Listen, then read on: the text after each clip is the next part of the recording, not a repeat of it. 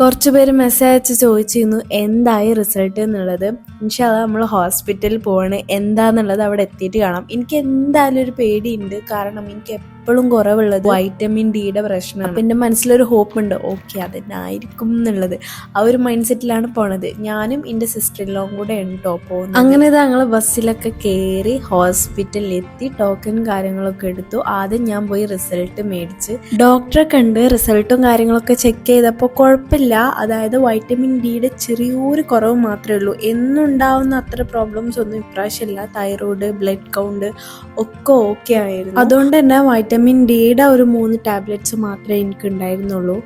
ബാക്കിയുള്ള ടാബ്ലറ്റ്സ് ഒക്കെ 15 ഡേയ്സിനുള്ളതാണ്. അത് കഴിഞ്ഞതിന് ശേഷവും കുറവില്ല എന്നുണ്ടെങ്കിൽ ഒരു ടെസ്റ്റും കൂടെ ചെയ്യണം. അങ്ങനെ ഞങ്ങൾ അവിടെ നിന്ന് ഇറങ്ങി. അപ്പം എൻ്റെ നേരെ മുമ്പിലാണ് എജുമാട്ട് കിടക്കുന്നത്. അപ്പോൾ അവിടെ കയറി കുറച്ച് സ്റ്റിക്കേഴ്സും കാര്യങ്ങളൊക്കെ നോക്കാമെന്ന് വിചാരിച്ച് ഞാനൊരു ജങ്ക് ജേർണലിംഗ് എന്ന് പറഞ്ഞ പരിപാടി തുടങ്ങിയിട്ടുണ്ട്. ഒരുപാട് നല്ല സ്റ്റിക്കേഴ്സൊക്കെ ഉണ്ടായിരുന്നു. പിന്നെ എനിക്ക് കറക്റ്റായിട്ടുള്ള ഒരു തീമും കാര്യങ്ങളൊന്നും ഇല്ലാത്തതുകൊണ്ട് കുറച്ച് കഴിഞ്ഞിട്ട് വാങ്ങാമെന്ന് വിചാരിച്ചു. അങ്ങനെ ഇതാ സാധനമൊന്നും എടുത്തില്ല, ഞാൻ വീട്ടിലേക്ക് മടങ്ങണം. സോ നിങ്ങൾക്ക് എൻ്റെ വീഡിയോസ് ഇഷ്ടപ്പെടുകയാണെങ്കിൽ please to do subscribe. Thank you for watching. By.